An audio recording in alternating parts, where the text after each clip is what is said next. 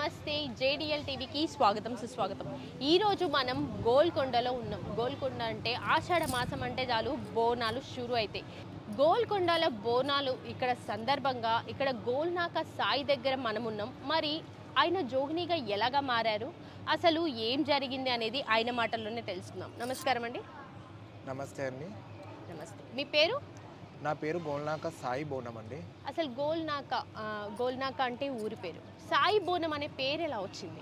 అంటే నేను చిన్న వయసు నుంచే బోనాలు ఎత్తుకోవడం జరిగింది. గోల్నాకలో గోల్నాక అనే ఒక ఏరియాని ముందుగా ఎంచుకొని మా ఒక్క ప్రాంతాన్ని ఎంచుకొని ప్రతి ఏటారి బోనం ఎత్తుకుంటాను కాబట్టి నా ఒక్క పేరుకి బోనం అనే యాడ్ చేసుకోవడం జరిగింది.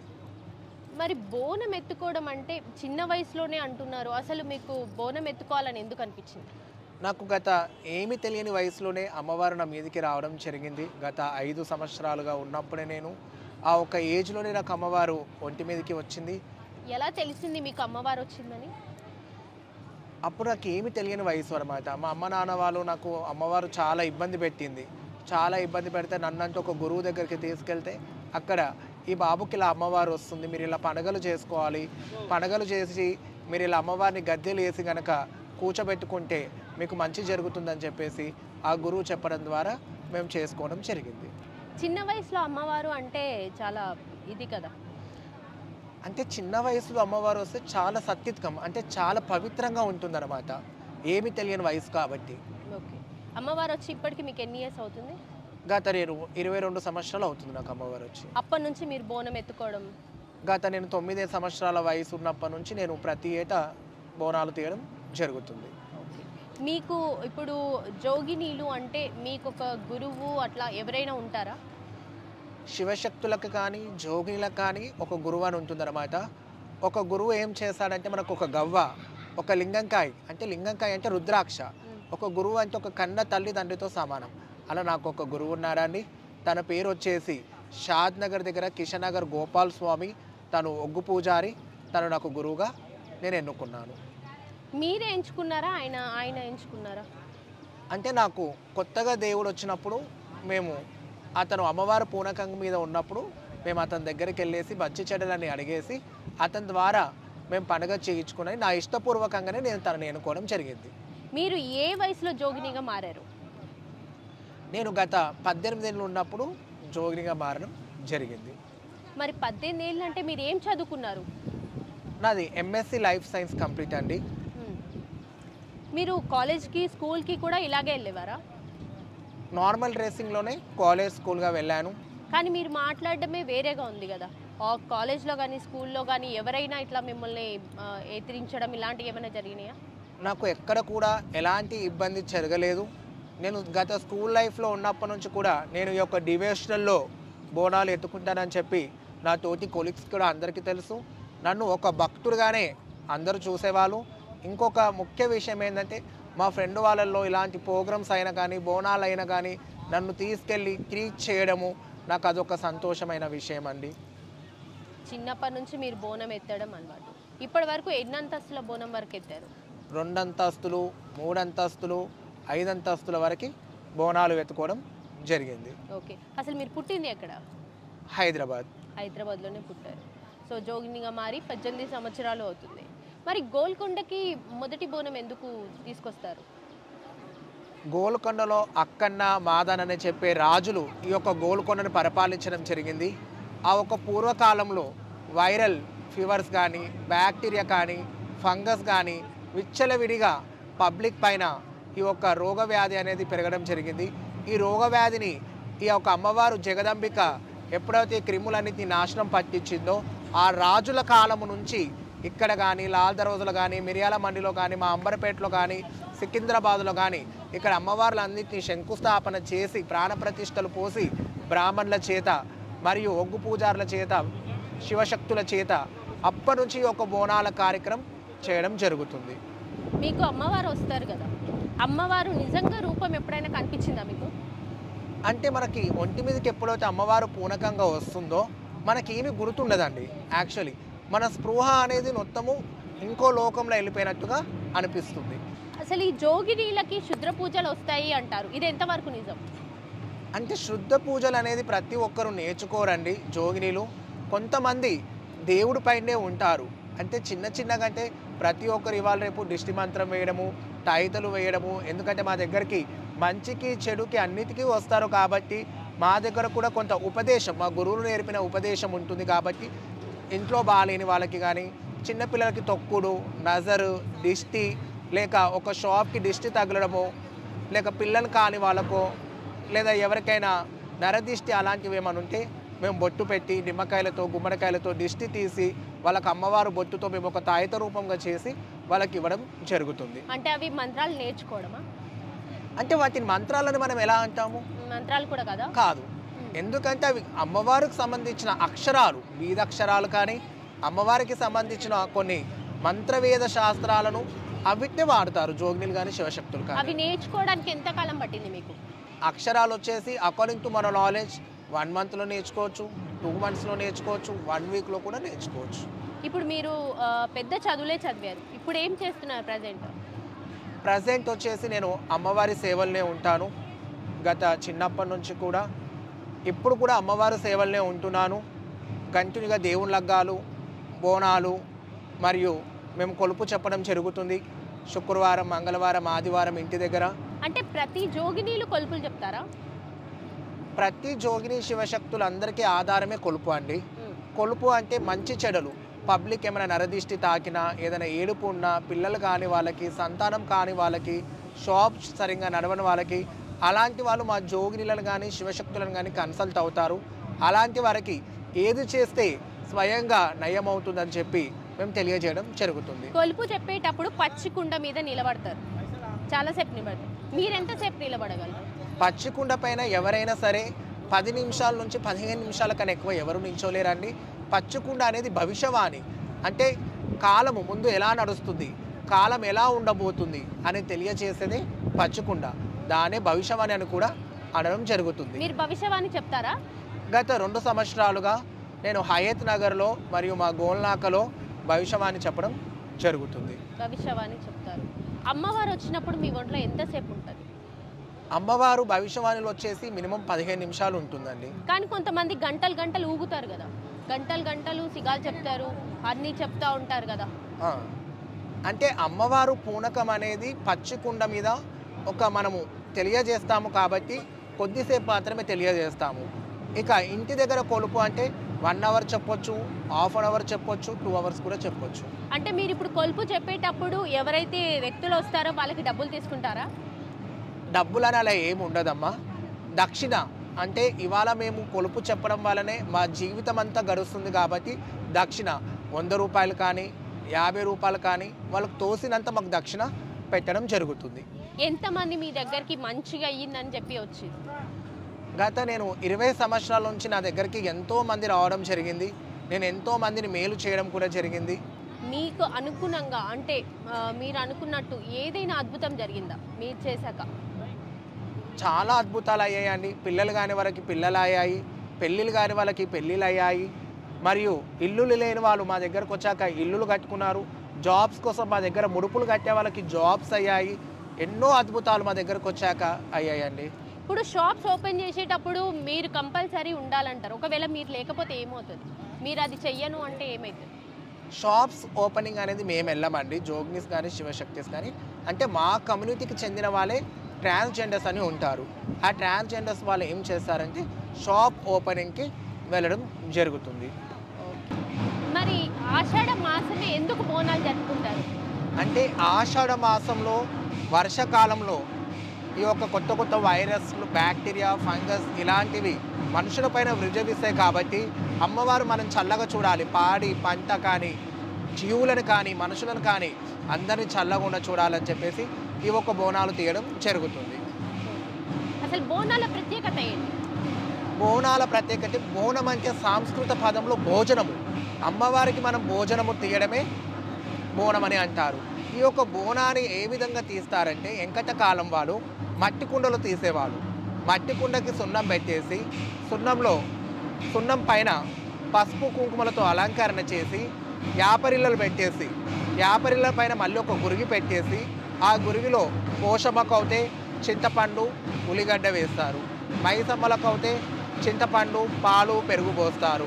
అలాగే బోనంలో భోజనము ఏ విధంగా అలంకరించాలంటే ఒక పాత్రలో మంచి పాత్రను పూదించి ఒక కంకణం కట్టేసి ఆ రోజు అందులో పరమన్నం పెట్టొచ్చు, పెరగన్నం పెట్టొచ్చు, పులిహోర పెట్టొచ్చు, బగారన్నం పెట్టొచ్చు, వైట్ అన్నం పెట్టొచ్చు. వాటితో పాటు ఆ ఒక కుండలో కొద్దిగా పచ్చకూర అనేది పెట్టాలి. మరి 1 అంతస్తు బోనం పెట్టినప్పుడు అందులో ఏం పెడతారు? 3 అంతస్తుల బోనం కానీ, 5 అంతస్తుల బోనం కానీ, 7 అంతస్తుల బోనం కానీ ఎందులైనా మనం పెట్టేది నైవేద్యం.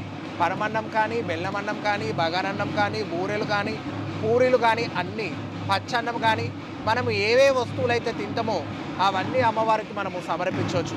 అసలు అమ్మవారికి ఏమి ఇష్టం? అమ్మవారికి మైసమ్మకు అయితే పచ్చన్నము, పచ్చగూరలు, మేక పిల్లలు మరియు కోడి పిల్లను బలి ఇవ్వడం జరుగుతుంది. అదే నరసింహస్వామి మల్లన్న అయితే పాలన్నము, పరమన్నము, పెరుగన్నం ఇలాంటివి పెట్టవచ్చు. గ్రామ దేవతలందరికీ పరమన్నం కానీ పచ్చన్నంతో కూడా బోనం తీయొచ్చు. మీకు ఏ దేవత వస్తారు? నాకు ముందుగా అమ్మవారు ఆరమైసమ్మ తల్లి 5 ఏళ్ళ వయసులో వచ్చింది. అలాగే ఎల్లమ్మ నరసింహస్వామి రావడం జరిగింది. నరసింహస్వామి నార్మల్గా అయితే జోగినీలకి అన్ని రకాల దేవుళ్ళు వస్తారంటారు కదా, మరి మీకు ఓన్లీ 2 ఎందుకు? అంటే మా వంశపరంగా మాకు ఈ 3 దేవుళ్ళే ఉన్నాయి కాబట్టి నాకు వంశం తరపు నుంచి మళ్ళీ ఇవే 3 దేవుళ్ళు రావడం జరిగింది. ఇప్పుడు వంశంలో వంశపరంగా మీకు వస్తుందా? అంటే మీ వంశంలో అంతకుముందు కూడా ఉన్నారా? మా మమ్మీ వాళ్ళ ఫాదర్కి మల్లన్న స్వామి వచ్చేది. ఆయన కూడా జోగినిగా లేదు, తను మ్యారీడ్, తనకు పిల్లలు. మీలాగా జోగినిలాగా అంతకుముందు మీ ఫ్యామిలీలో ఎవరున్నారు? ఎవరు లేరండి, నేనే ఫస్ట్. మీదే. ఓకే. ఇప్పుడు బోనాల విషయానికి వస్తే అసలు గోల్కొండకి ఎందుకు ఫస్ట్ బోనం తీసుకొస్తారు? అంటే గోల్కొండలో వెంకట కాలం నుంచి అక్కన్న రాజన్న రాజులు ఉన్నప్పటి నుంచి కూడా తొలి బోనము ఇక్కడ నుంచే సమర్పించారు. ఇక్కడ నుంచి బల్కంపేట అమ్మవారు ఎల్లమ్మ కళ్యాణం అవుతుంది. ఎల్లమ్మ కళ్యాణం తర్వాత సికింద్రాబాద్ ఉజ్జయిన్ మహంకాళి అమ్మవారికి బోనం అవుతుంది. అక్కడి నుంచి మిరియాల మండి మరియు తెలంగాణ రాష్ట్ర వ్యాప్తంగా ఆషాఢ మాసం బోనాలు లాస్ట్ వారంలో అవడం జరుగుతున్నాయి. మీరు ప్రతిసారి ఇక్కడికి బోనం తీసుకొస్తారా? గత 20 సంవత్సరాల నుంచి నేను ఈ యొక్క గోల్కొండ కీల బోనానికి అమ్మవారికి నైవేద్యంగా సమర్పించడం జరుగుతుంది. ఎన్ని అంతస్తుల బోనం ఎత్తుతారు మీరు? నేను 2 అంతస్తులు, 3 అంతస్తులు, 5 అంతస్తుల బోనం ఎత్తుకోవడం జరుగుతుంది. ఇక్కడ కాకుండా మళ్ళీ మీరు ఎక్కడ బోనాలు తీస్తారు ఎక్కువ? నేను గోల్కొండ, సికింద్రాబాద్ ఉజ్జయిన్ మహంకాళి అమ్మవారికి మరియు మా గోల్నాక నల్లపోచమ్మ శాంకరి దేవి అమ్మవారికి తీయడం జరుగుతుంది. ఇప్పుడు మీరు బోనాలు తీసినందుకు మీకు ఏమైనా అమౌంట్ వస్తుందా? మాకు ప్రభుత్వం నుంచి ఎలాంటి అమౌంట్ ఏమి రాదండి.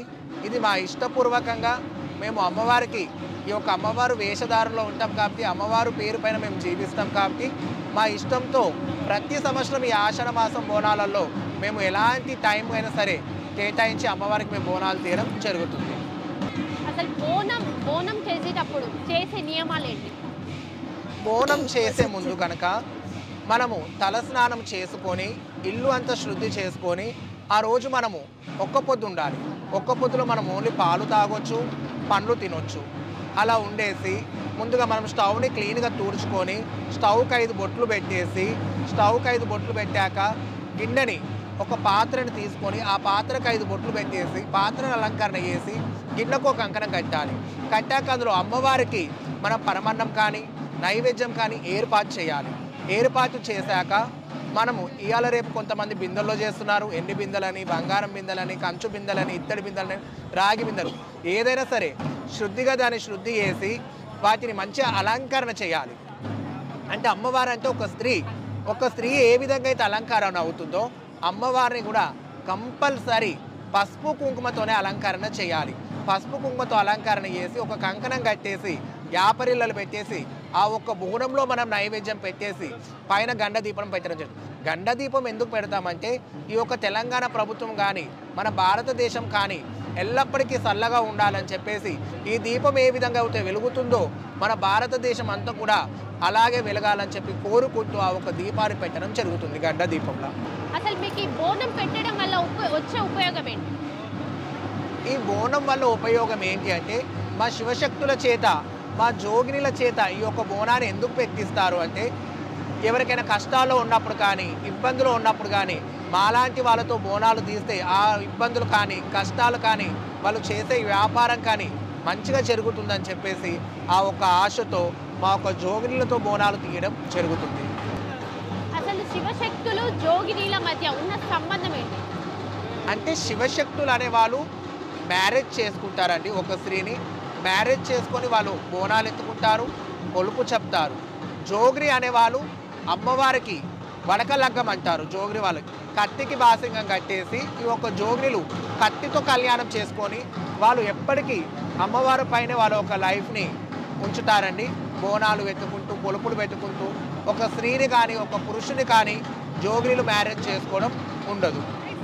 అసలు జోగినీలు ఏ వయసులో అమ్మవారిని పెళ్లి చేసుకుంటారు? కొంతమంది 10 ఏళ్ళ వయసులో చేసుకుంటారు, కొంతమంది 20 ఏళ్ళ వయసులో చేసుకుంటారు, కొంతమంది 30 ఏళ్ళ వయసులో చేసుకుంటారు. వయసుతో ఎటువంటి సంబంధం లేదండి. కొంతమందికి దేవుడు 10 ఏళ్ళ వయసులో వస్తుంది, 20 ఏళ్ళ వయసులో వస్తుంది, కొంతమందికి 50 ఏళ్ళ వయసులో వస్తుంది. అది వాళ్ళ పైన డిపెండ్ ఉంటుంది. అమ్మవారు వాళ్ళని మెచ్చుకొని కోరుకుంటుంది జోగినిగా. అసలు ఒగ్గు పూజారులు అంటారు కదా, ప్రతి పండక్కి ఒగ్గు పూజారులు ఉంటారు. అసలు ఒగ్గు పూజారులు ఏం చేస్తారు? అంటే ఒగ్గు పూజారులు మాకు ఎప్పుడైతే అమ్మవారు వస్తుందో మేము వాళ్ళని పిలిపించుకొని వాళ్ళ చేత ఎల్లమ్మకి పుట్ట బంగారం తేవడం ఉంటుంది, మల్లన్నకి పుట్ట బంగారం తేవడం ఉంటుంది, నరసింహస్వామికి పుట్ట బంగారం ఉంటుంది. అమ్మవార్లకి ఒక రోజు ముందు గంగకి తీసుకెళ్లడం ఉంటుంది. సో ఒగ్గు పూజారులు ఈ యొక్క గంగ స్నానం అమ్మవార్లకి స్వామివార్లకి గంగ స్నానం చేయించుకొని ఈ పుట్ట బంగారం తెచ్చి వాళ్ళు గద్దెలేసి కళ్యాణం చేస్తారు. మరి శివశక్తులు ఏం చేస్తారు? శివశక్తులు అనేవాళ్ళు ఈ బోనాలు ఎత్తుకొని నృత్యం చేయడము, బోనాలు ఎత్తుకొని ఆడడము చేస్తారు. ఒగ్గు పూజారులకి శివశక్తులకు ఉన్న మధ్య సంబంధం ఏంటి అసలు? అంటే ఒగ్గు పూజారులకి శివశక్తులకి సంబంధం ఏంటంటే ఒగ్గు పూజారులు వచ్చేసి కొమ్రవెల్లి దేవస్థానము శ్రీ మల్లికార్జున స్వాములతో సమానం అన్నమాట వాళ్ళు. అంటే ఇక్కడ జోగినీలు వచ్చేసి అమ్మవారు ఎల్లమ్మ కానీ పోషమ్మ కానీ ఒక అన్న తమ్ముడు కానీ ఒక అక్క చెల్లె తమ్ముడు అనుబంధం లాంటి ఈ ఒక అనుబంధం ఉంటుంది. ఈ ఆషాఢ మాసంలోనే బోనాలు ఎన్ని నెలలు ఉంటుంది? ఎన్ని నెలల వరకు బోనాలు కొనసాగుతాయి? ఆషాఢ మాసంలో మన హైదరాబాద్లో మాత్రమే ఆషాఢ మాసంలో బోనం అవుతాయండి. మన తెలంగాణ చుట్టుముట్టు రాష్ట్రాలు నల్లగొండ కానీ రంగారెడ్డి కానీ మహబూబ్నగర్ కానీ మేడ్చల్ కానీ వనపర్తి కానీ ఆదిలాబాద్ కానీ కరీంనగర్ సిద్దిపేట సిరిసిల్ల మన టోటల్ తెలంగాణ రాష్ట్రాలలో శ్రావణ మాసంలో బోనాలు చేయడం జరుగుతుందండి. అసలు శ్రావణ మాసం ఆషాఢ మాసం అంటే ఏంటి? ఆషాఢ మాసం అనేది బోనాలకి స్పెషల్.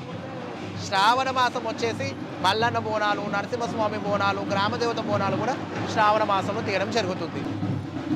మరి పోతరాజు శివశక్తులకు ఉన్న సంబంధం ఏంటంటే?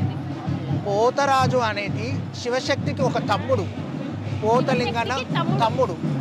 పోతరాజుని పోతలింగన్న అని కూడా పిలుస్తారు. ప్రతి గ్రామానికి ఒక బొడ్రాయి అనేది ఏర్పాటు చేస్తారు. ఆ బొడ్రాయే ఈ పోతలింగన్న. ఈ పోతలింగన్న ఏం చేస్తాడంటే ఒక అమ్మవారి దగ్గర దుష్టశక్తులన్నీ ప్రవహిస్తాయి అన్నమాట. ఆ ఒక్క ఈరోగోలతో పోరాడతో వాళ్ళ అక్కకి కావలిగా ఆ ఒక్క భోజనం తీసుకెళ్లే ముందు వాళ్ళ అక్కకి కావలిగా శివశక్తుల చుట్టూ ఎటువంటి దుష్టశక్తులు ఎంబడి పడకుండా ఆ ఒక్క ఈరోగోలతో తరిమి కొడతాడనమాట. పోతరాజు రెండు ఈరగోళాలు వాడతారు కదా, అసలు ఎందుకు 2 ఈరగోళాలు వాడతారు? అంటే భూత పేత పిశాక్షులన్నీ ఆ ఒక్క శివశక్తి బోనం ఎత్తుకున్నప్పుడు అమ్మవారి దగ్గరికి వెళ్ళేటప్పుడు ఆశ పడతాయి కాబట్టి ఆ 2 ఈరగోళలతో అలాంటి వాటిని అన్నిటిని తరమగొట్టుకుంటూ తీసుకెళ్తాడు ఆ ఒక్క శివశక్తిని ఆటపాటలతో. శివశక్తులని ఎలా కాపాడతాడు పోతరాజు? ఎటువంటి ఆశ పడకుండా కానీ భూత పేతాలు పిశాక్షులు కానీ కొంతమంది మంత్రాలు చేస్తారు శివశక్తులకి, నిమ్మతాయలతో కొట్టడం కానీ పసుపు మంత్రించి చల్లడం కానీ అలాంటి పొరపాట్లు ఎలాంటిది కాకుండా ఈ ఒక్క పోతలింగన్న పోతరాజు కాపాడడం జరుగుతుంది. ఇప్పుడు ఒగ్గు పూజారులు అంటారు కదా, వాళ్ళకి మంత్రాలు వస్తాయా? అంటే వాళ్ళు కథలు చెప్తారు. స్పెసిఫిక్గా ఒగ్గు పూజారులు ఏంటంటే కథలు, అమ్మవారి చరిత్ర, స్వామివారి చరిత్ర, ఎల్లమ్మ చరిత్ర, పోషమ్మ చరిత్ర, ముత్యాలమ్మ చరిత్ర, ఈదమ్మ చరిత్ర, లింగస్వామి చరిత్ర, చరిత్రలు చెప్పేవారిని ఒగ్గు పూజారులని పిలవడం జరుగుతుంది. మరి బైన్లోళ్ళకి శివశక్తులకు ఉన్న సంబంధం ఏంటి? ఇక్కడ బైన్లోలు అనే వాళ్ళు ఏంటంటే జమిడిక జయగంటతోని వాళ్ళు పండుగలు చేయడం జరుగుతుంది. కనకడప్పులు యాక్చువల్లీ అమ్మవారు ఎల్లమ్మ బైన్ల వాళ్ళు చేస్తేనే పండుగలు బాగా మెప్పందం అవుతుంది. అంటే ఎంకట గత కాలం నుంచి బైన్ల వారే ఎల్లమ్మ పండుగను చేసేవాళ్ళు. ఇప్పుడు కూడా కొన్ని ఊర్లలో అదొక సెంటిమెంట్, బైన్ల వాళ్ళు చేస్తేనే అమ్మవారు మెప్పందం అవుతుంది అనేది. బైన్ల వాళ్ళు కాకుండా పండుగలు ఇంకా ఎవరు చేయొచ్చు? ఒగ్గు పూజారులు చేయొచ్చు, పంబాల వాళ్ళు చేయొచ్చు, దుప్పులోలు చేయొచ్చు, బీర్లోలు చేయొచ్చు ఈ ఒక పండుగలు. ఆషాఢ మాసం ముందు వారం రోజుల ముందు ఘట్టం ఎందుకు తీస్తారు? ఘటం ప్రత్యేకత ఏంటి అంటే ఘటంని మనము మల్లె పూలతో కానీ, జివి పూలతో కానీ, లిల్లీ పూలతో కానీ అమ్మవారి అలంకరణ చేయడం జరుగుతుంది. ఘటంలో ప్రత్యేకత ఏంటి అంటే ఎవరైనా చాతకాని వాళ్ళు కానీ, పసిపిల్లలు కానీ, వృద్ధులు కానీ దేవాలయంకి వచ్చి దర్శనం చేసుకోలేని పరిస్థితుల్లో ఉన్న వాళ్ళకి ఈ ఒక ఘటంని అమ్మవారి రూపంగా అలంకరించి వాడవాడన కడపన తీసుకెళ్ళి దర్శనం చేపేయడము జరుగుతుంది. అంటే అమ్మవారు ఘటము ఊరంతా తిప్పడం ఏంటంటే ఊర్లో ఎటువంటి దుష్టశక్తులు ఉన్నా, కడపలో ఎటువంటి పీడగ్రహాలు ఉన్నా ఇదొక ఘటం ద్వారా బయటికి వచ్చేసి ఊరు బయటికి వెళ్ళిపోతాయి అని చెప్పి ఆచారంగా ఈ యొక్క ఘటాన్ని ప్రత్యేకంగా తిప్పడం జరుగుతుంది. అసలు ఘట్టంలో ఏం పెడతారు? ఘటంలో బిందె లోపల అమ్మవారికి బియ్యము, లక్కాకు, నల్లబూస, అద్దము, ఇరపెన, దువ్వెన, ఒక రైక బట్ట, ఒక కుడుక, ఖర్జూర, ఒక పసుపు కొమ్ము, ఒక చీరని అమ్మవారికి ఒడిబియ్యం పోసి ఘటాన్ని రెడీ చేయడం జరుగుతుంది. అమ్మవారి కాళిక ముందట, మైసమ్మ ముందట ఎందుకు బలి ఇస్తారు? కాళిక మాత, మైసమ్మ వచ్చేసి చాలా ఉగ్ర రూపంలో ఉంటారనమాట. అయితే వెంకట కాలంలో కట్టెలు కానీ, చెరువులు కానీ నిలవలేవన్నమాట. నిలవపోతే అన్నీ కొట్టుకుపోతుంటే మరి ఇక్కడ ఇలా చెరువులు కొట్టుకుపోతున్నాయి, మరి ఇలా ఏం చేయాలంటే మైసమ్మ ఒక వ్యక్తి కళలో పోతుందన్నమాట. ఇక్కడ నేను ఒకవేళ ఈ యొక్క కట్టెను ఆపితే మరి నాకు ఏమి ఆహారం ఇస్తారు, ఏమి బలి ఇస్తారని చెప్పి మైసమ్మ అడగడం జరుగుతుంది. జరిగినప్పుడు ఏమవుతుందంటే మైసమ్మ మరి నేను ఒక బలి అడుగుతాను, ఆ బలిని మీరు తప్పరు కదా అని అడుగుతుంది. అతని తప్పనమ్మా అంటారు. ఏం బలి కావాలమ్మా అంటే నాకు నరబలి కావాలి అంటది. నరబలి అంటే చాలా కష్టం కాదమ్మా అంటే నేను అలాంటి బలి కోరను. ఎవరైతే కడుపుతో ఉంటారో 5 నెలల పిండంతో ఆ ఒక పిండము మరి ఆ మనిషి నాకు బలి రూపంగా కావాలంటారు.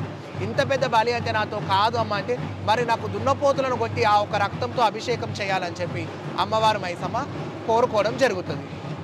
మరి ఇంతకీ అమ్మవారి మైసమ్మకి ఓన్లీ మేకనే ఇస్తారు ఎందుకు?